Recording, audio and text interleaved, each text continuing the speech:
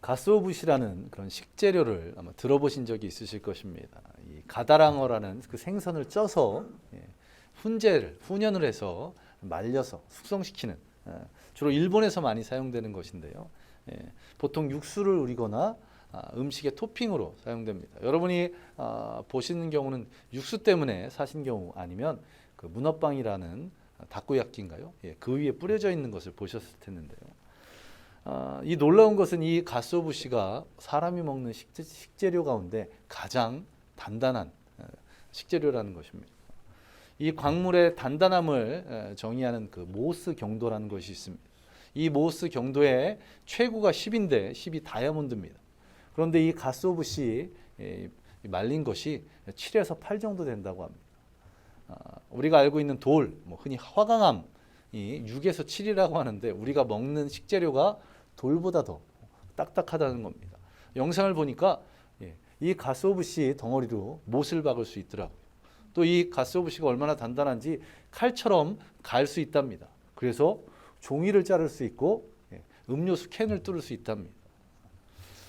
사람이 먹는 이 식재료가 어떻게 이렇게 단단할 수 있을지 하는 생각이 듭니다.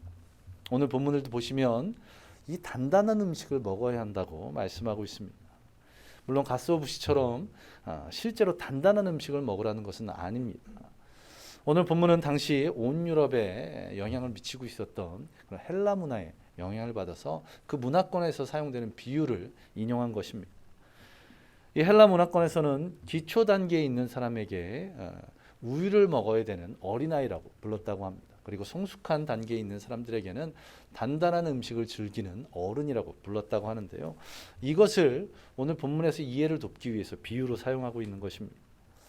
아이가 태어나자마자 무엇을 먹을까요? 엄마의 젖을 먹게 됩니다.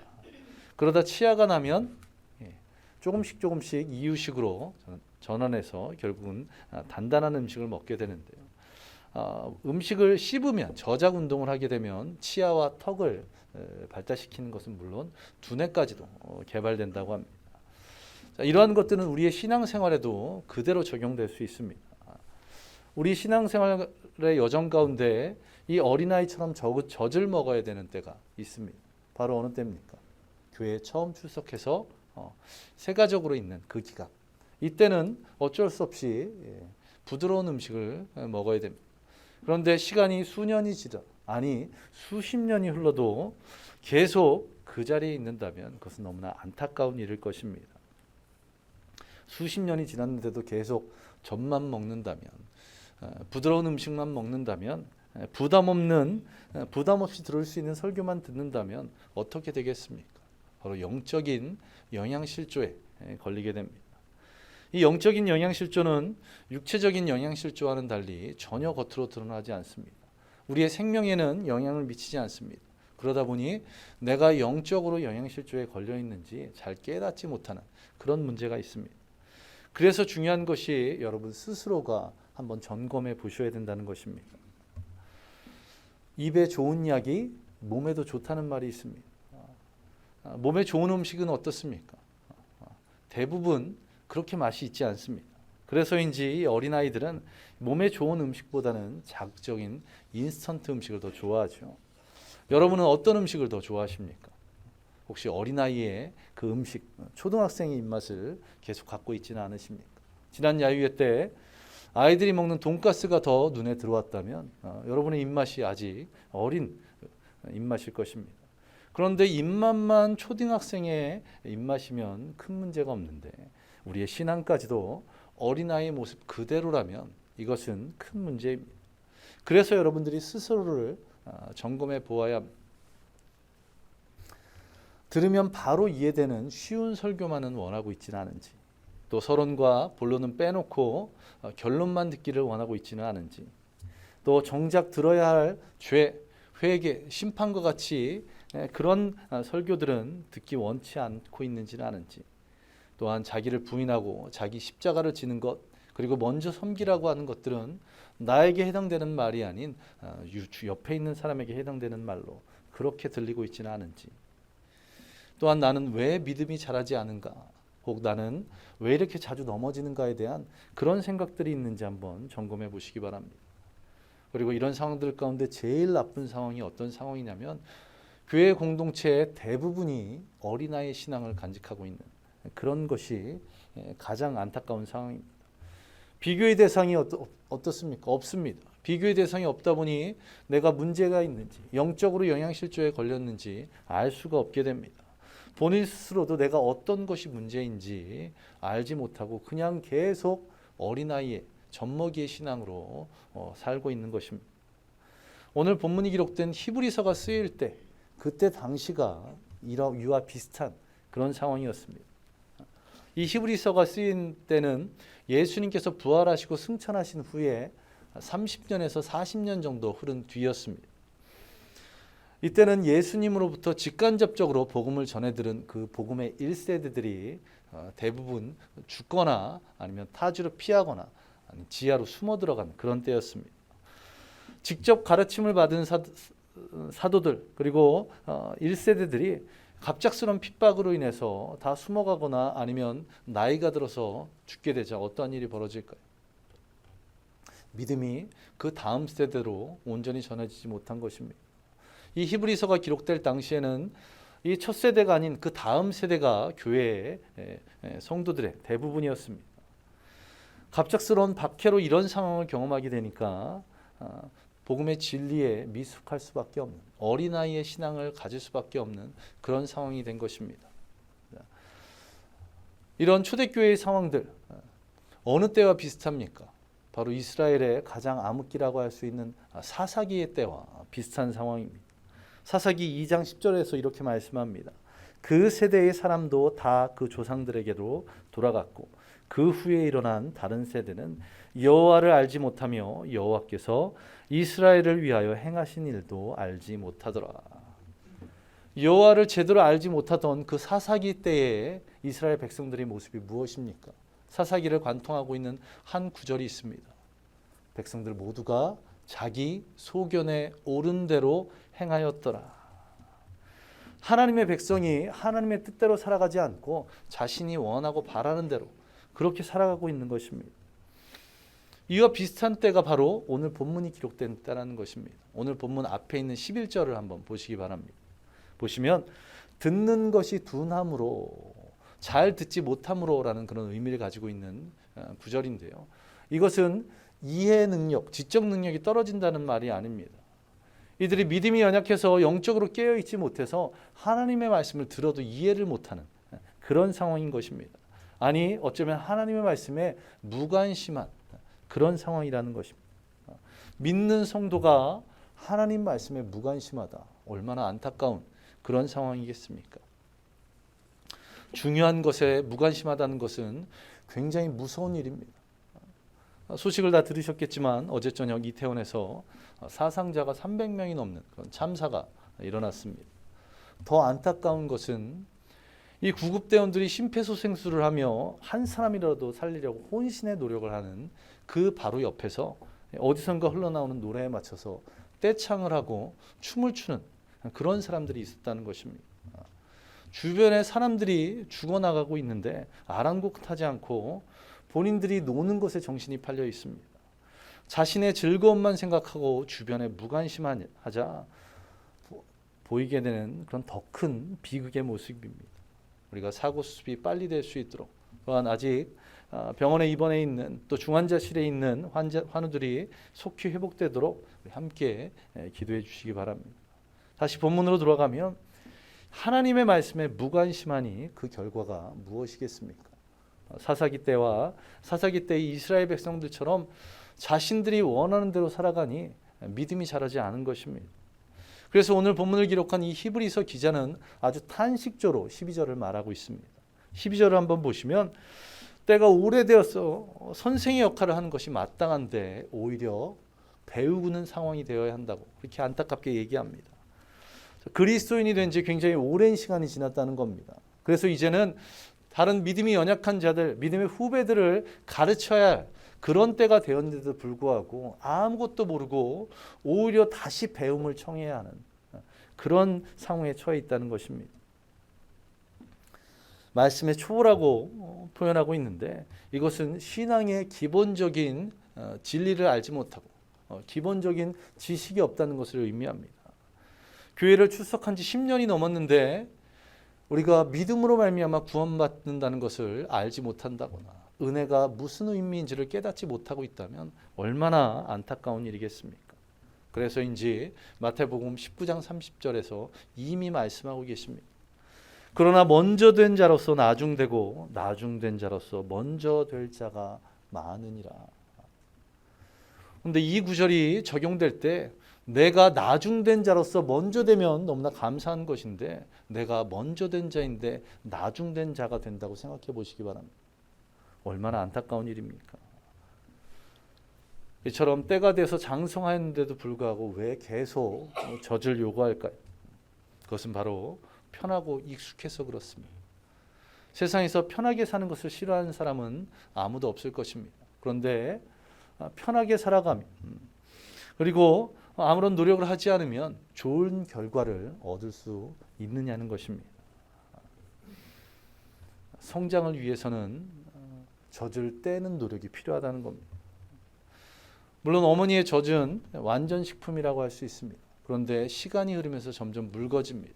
그리고 아이는 점점 자라기 때문에 양이 부족해집니다.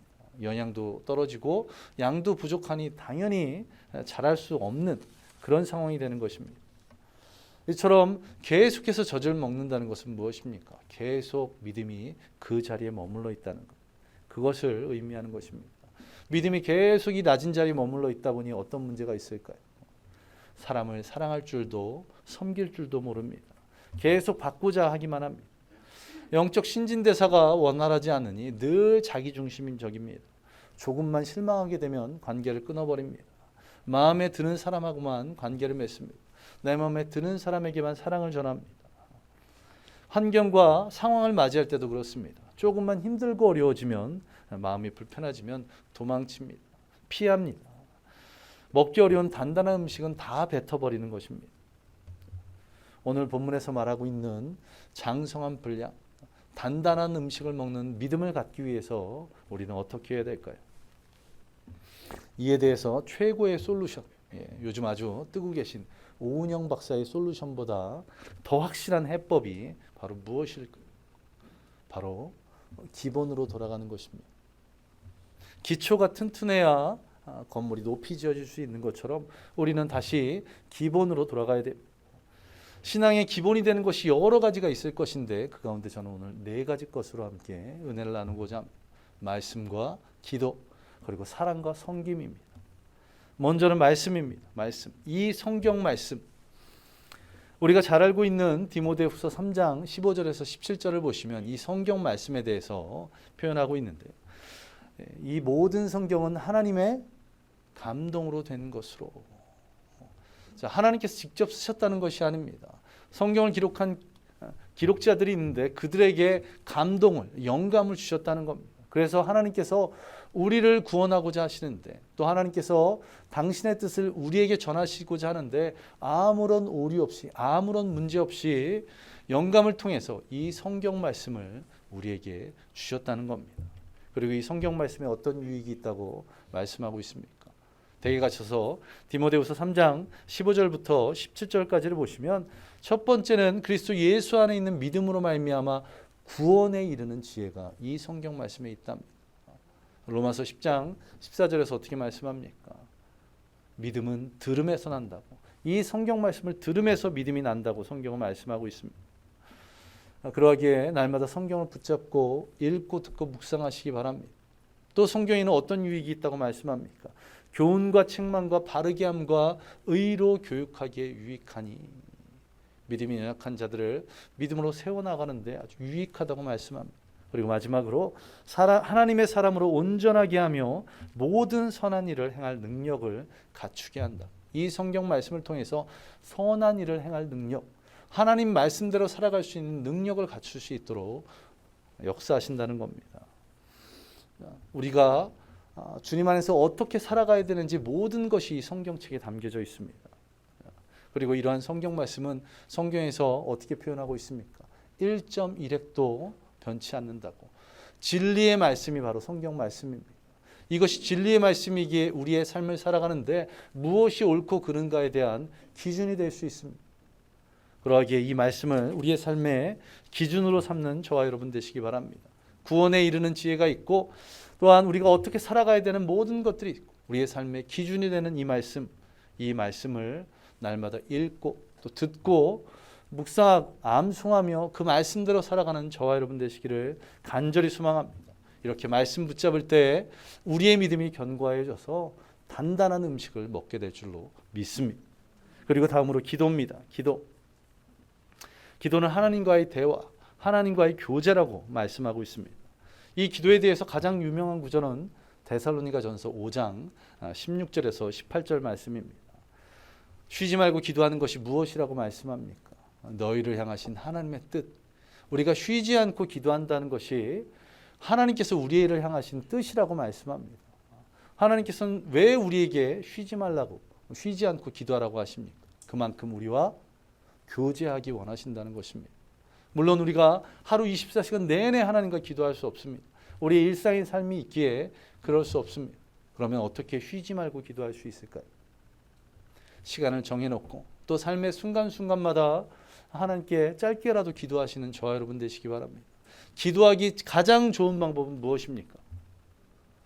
제가 자주 말씀드리지만 새벽 예배, 수요 기도회, 새벽 기도회, 수요 기도회에 오시면 가장 쉽게 기도할 수 있습니다. 그런데 여러분의 삶의 어떤 상황들이 그것이 불가능하다면 매일이 아닌 일주일에 하루 또 한 달에 며칠이라도 주님 앞에 나와서 기도하시기 바랍니다. 그것조차 어렵다면 여러분의 일터에서 혹은 가정에서 사업장에서 시간을 정해 또 장소를 정해서 기도하시기 바랍니다. 하나님께서 쉬지 않고 여러분을 만나시기를 그렇게 기다리고 계시는데 우리가 기도함이 마땅하지 않겠습니까?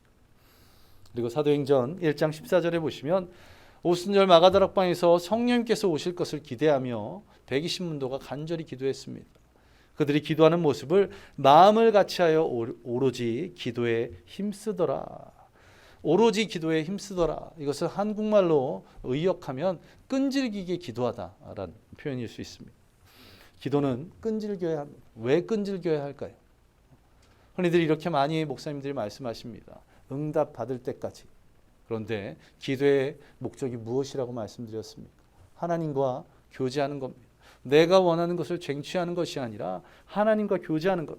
그리고 하나님과 교제함을 통해서 우리가 얻어야 되는 것은 내가 원하고 바라는 것이 아닌 하나님께서 나에게 무엇을 말씀하고자 하시는가.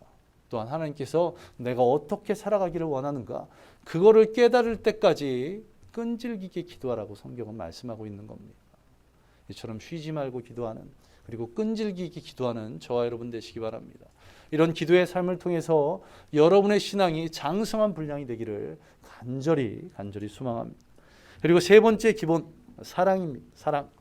사랑은 정말 중요합니다. 우리가 너무나 잘 알고 있는 것처럼 요한복음 13장 34절 35절에 새 계명을 주시겠다고 말씀하시면서 서로 사랑하라고 말씀하셨습니다.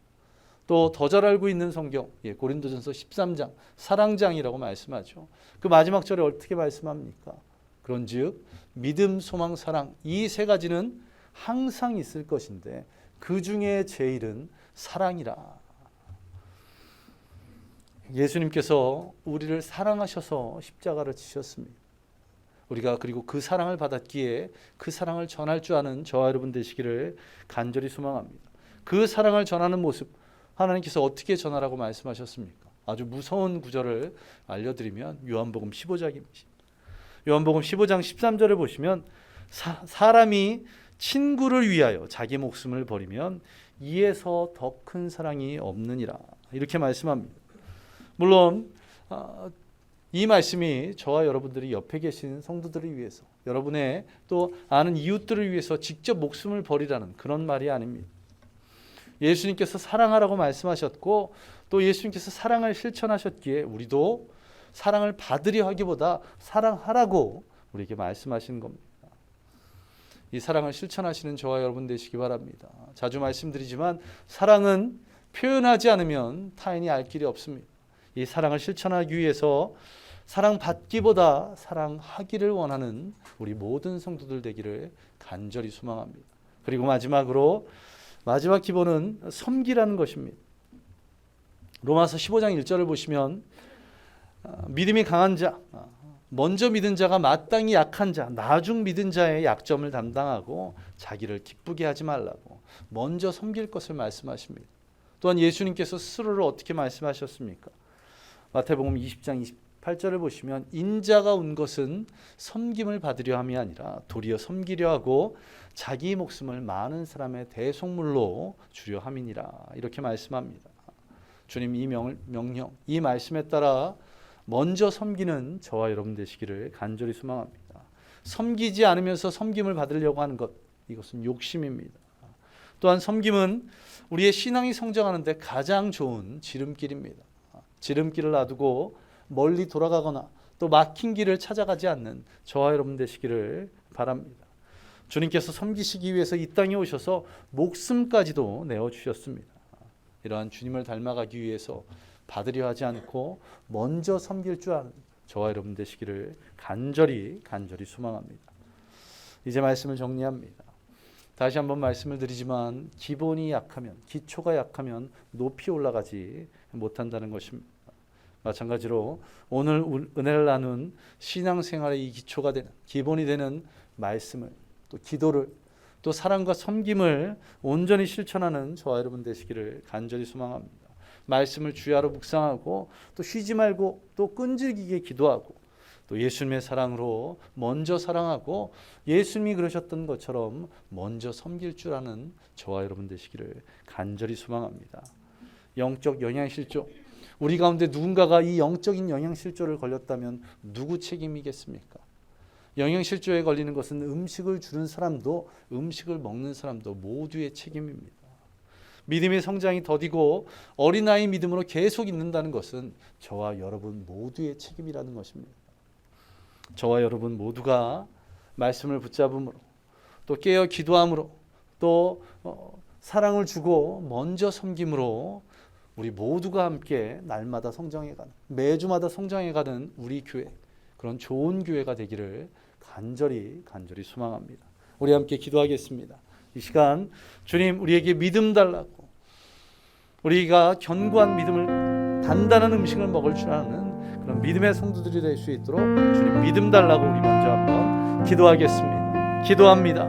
아버지 하나님, 우리에게 믿음 주시옵소서. 오늘 주님 주신 이 말씀대로 믿음으로 말미암아 살아갈 수 있도록 우리가 어린아이 믿음으로, 젖먹이 믿음으로 계속 주저앉아 있는 것이 아니라 날마다 일으켜 서서 우리가 견고한 믿음으로 장성한 자의 분량들을 온전히 감당해 나갈 수 있도록 단단한 음식을 먹을 줄 아는 그런 믿음 허락하여 주시옵소서. 그 믿음으로 이 땅을 살아가기를 간절히 소망합니다. 정말 약간의 아부위협, 약간의 고난에도 쉽게 넘어지고 무너지는 그런 연약한 믿음이 아닌 태풍이 몰아치고 비바람이 몰려올 때에도 견고하게 믿음 위에 서서 주님 말씀대로 주님 뜻대로 행하는 진정한 믿음의 사람, 축복의 사람 될 수 있도록 주님 역사하여 주시옵소서. 내 삶에 이러한 일들이 있다, 누군가 나에게 이런 말을 했다, 내 삶에 이러한 일들을 경험했다고 해서 넘어지고 쓰러지고 아버지의 낙심하고 낭망하는 그런 연약한 믿음, 어린아이의 믿음이 아닌 견고한 믿음 허락하여 주시옵소서. 우리 모든 성도들이 장성한 분량이 되어서 단단한 음식을 먹을 수 있는, 그래서 때가 되면 어린 영혼들을 가르치고 또한 믿음의 후배들을 양육하며 주님께 더욱더 귀하게 쓰임받는 그런 믿음의 세대, 은혜의 세대가 되기에 아버지 하나님께서 역사하여 주옵소서. 그런 믿음을 허락하실 줄 믿습니다. 모든 것 예수님 이름으로 간절히 기도합니다. 우리 계속해서 기도합니다. 이 시간 기도할 때 그러한 견고한 믿음 얻도록 주님 우리가 말씀 붙잡게 해달라고, 더 깨어 기도하게 해달라고, 더 사랑하고 먼저 섬기게 해달라고 그 말씀 생각하며 다시 한번 기도하겠습니다. 기도합니다.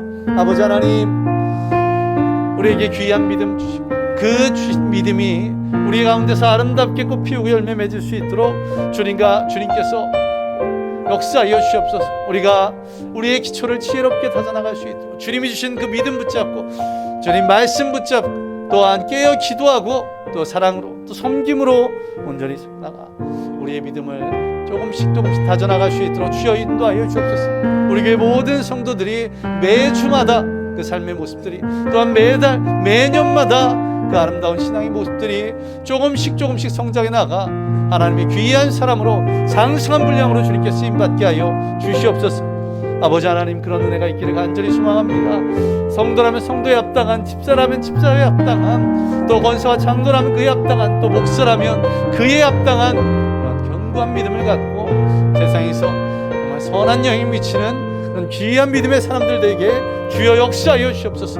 우리 교회 모든 성도들이 그런 단단한 음식을 먹을 수 있도록 매주마다 성장해 나가는 그런 교회가 우리 교회, 이 좋은 교회가 될 수 있도록 주여 역사하여 주시옵소서.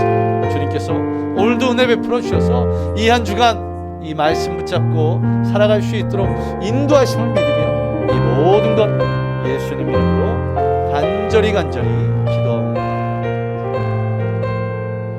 아버지 하나님, 감사드립니다. 오늘도 이 예배 가운데 주님 주신 그 귀한 은혜를 허락하심에 감사드립니다. 이 은혜를 받고 오직 믿음으로 살아가기에 주여 역사하여 주옵소서. 주님 주신 그 믿음 위에 우리가 말씀 붙잡고 더 깨어 기도하며 또 사랑하고 섬김을 통해서 우리의 믿음의 기초를 단단히 다져나가고, 우리 그 위에 주님 주신 은혜와 사랑 또 은총과 귀한 믿음들을 쌓아감을 통해서 우리의 믿음이 견고해지기를 간절히 소망합니다. 오늘 말씀하신 것처럼 단단한 음식을 먹을 줄 아는 그런 믿음을 우리에게 허락하여 주시옵소서.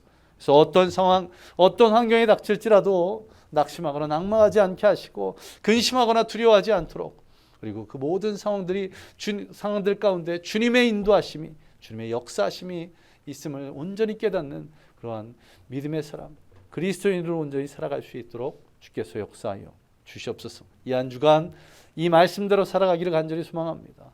더 말씀 붙잡게 하시고 더 깨어 기도하게 하시고, 또한 우리 가족들에게 또 성도들에게, 이웃들에게 사랑과 섬김을 실천하는 우리 모든 성도들에게 주여 인도하여 주시옵소서. 그래서 우리가 매주마다 우리의 믿음이 자라고, 또한 매달마다 우리가 성장하며 성숙함을 통해서 하나님께 더 귀하게 쓰임받는 우리 교회, 좋은 교회가 될 수 있게 주님 역사하여 주시옵소서. 드려진 예물들 주님 그 손길마다 축복하여 주시고, 또한 그 예물을 통해서 하나님 영광받아 주시옵소서. 이 모든 것 예수님 이름으로 간절히 기도하옵나이다. 아멘. 이제는 우리 주 예수 그리스도의 은혜와 무한하신 하나님의 사랑하심과 성령님의 충만하심 우리와 함께 하시비, 오늘 오직 믿음으로 살기로 작정한 모든 성도들 머리에 임하기를 예수 그리스도의 이름으로 간절히 축원하옵나이다. 아멘.